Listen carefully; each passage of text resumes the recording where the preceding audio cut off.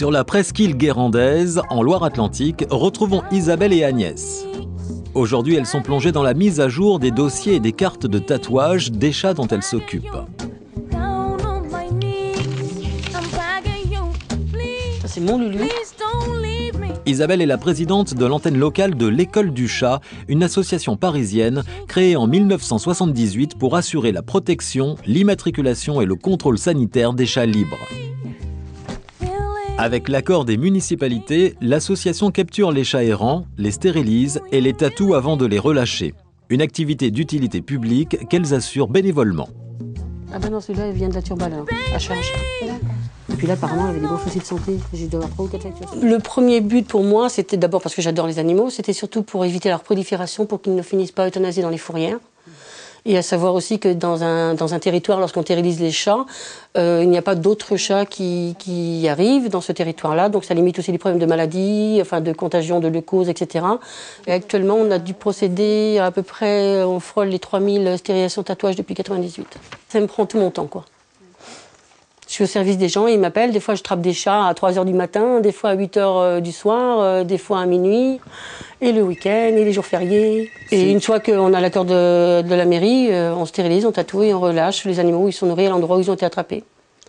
S'ils sont sociabilisables, donc si on voit qu'ils ont un petit quelque chose, qu'ils s'habituent aux humains et qu'à ce moment-là, oui, on les garde quelques jours, et après, on essaye de les placer. Et en prévenant les gens, en disant que c'est des chats qui étaient plus ou moins sauvages avant et qui ont peut-être besoin un peu plus de temps qu'un chat qui a vécu dans avec une maman et avec ses 3 frères et sœurs et qui est plus facilement adoptable qu'un chat qui est un petit peu sauvage et qui n'a pas connu le contexte humain tout de suite. Des chats sauvages qui deviennent adorables, hein, quand on leur laisse le temps.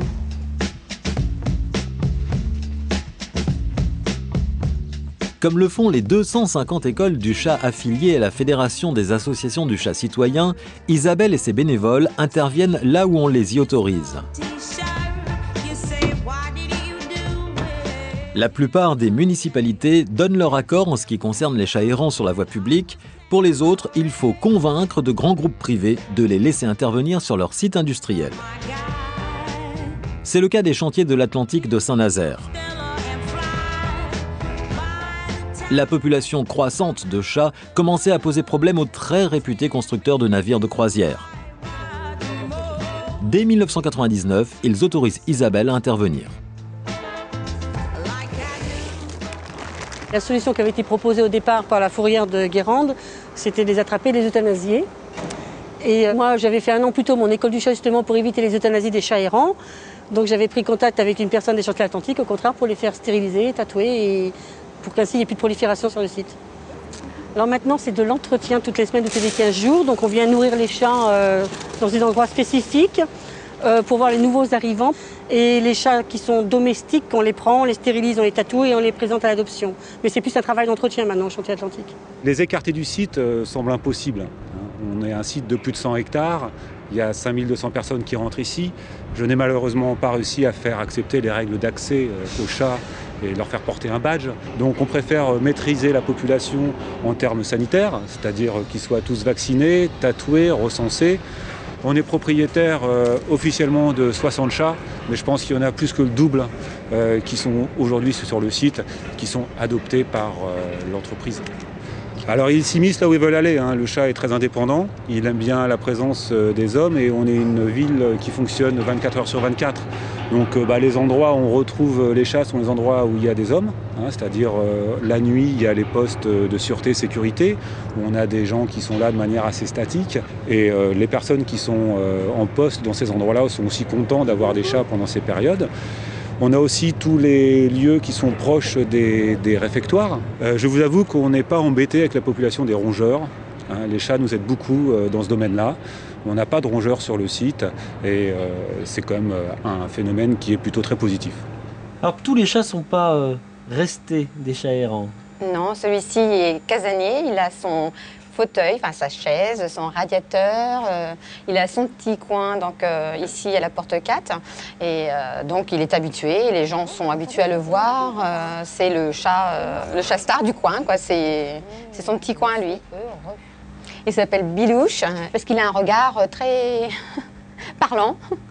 Montre tes yeux. Il louche.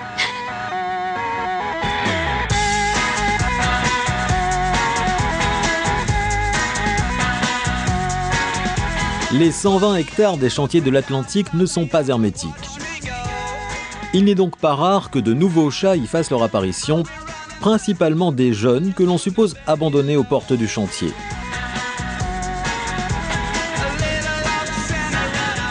Toutes les semaines, Isabelle fait le tour complet de tous les points de nourrissage et utilise au besoin des cages de trapage pour capturer les nouveaux venus.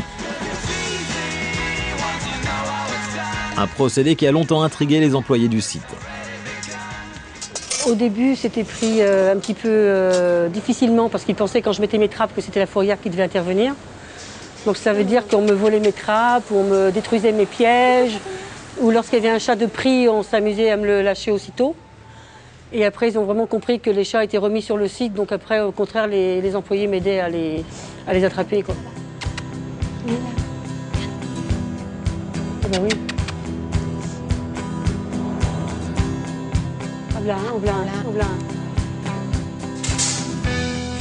Seuls les chats adultes sont relâchés sur leur lieu de trapage afin de respecter un quota de 1 chat par hectare. Que deviennent les autres? Eh bien, Isabelle a pour mission de leur trouver une famille.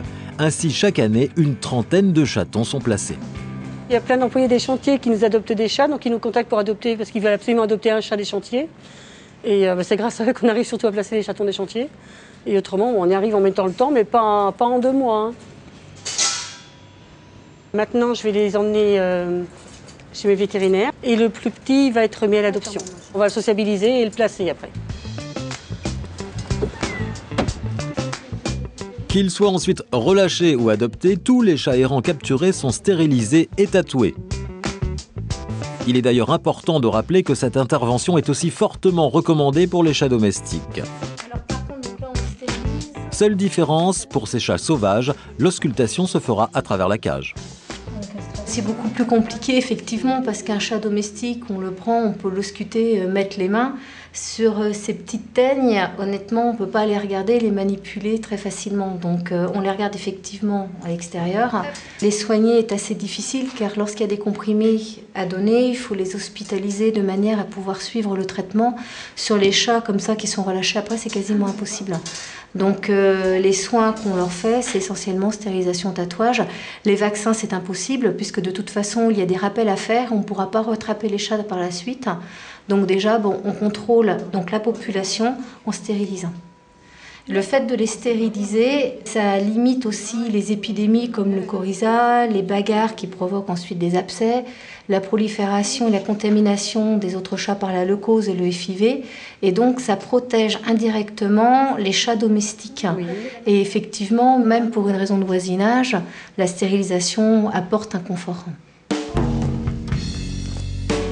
Et lorsque notre bénévole rentre chez elle, devinez par qui elle est accueillie. Une dizaine d'autres chats. Parmi eux, Milo. Il vient des chantiers de l'Atlantique et sans l'aide d'Agnès, il n'aurait pas survécu. Oh, ça c'est un joli chat. Ça c'est un beau chat. Un collègue m'a téléphoné en me disant qu'ils avaient vu un chat qui avait un petit problème de train arrière. Donc on pensait que c'était un petit souci de choc au départ. Et malheureusement, ce n'est pas passager. Ce petit bonhomme a un petit truc de naissance qui fait que ses os se déforment. Donc les opérations ne pourraient pas l'aider à améliorer son handicap. Donc il m'est venu à l'idée de chercher, si c'était possible, une solution de chariot. Depuis quelques semaines, Milo a donc retrouvé ses 4 pattes. Enfin, 2 pattes et 2 roues. C'est probablement le premier chat ainsi équipé.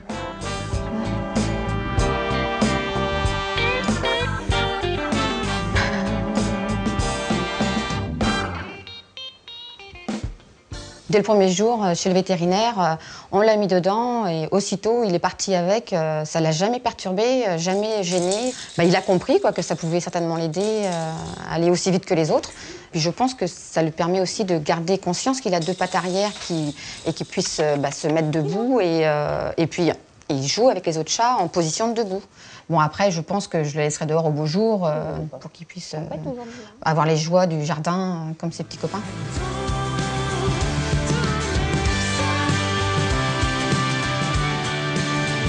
Vous l'aurez compris, le travail associatif des écoles du chat n'est pas seulement un travail de gestion de la population féline, c'est aussi et avant tout un formidable élan de générosité et de dévouement. Un petit peu de gymnastique. Pour en savoir plus, connectez-vous en fin d'émission sur notre site internet france3.fr.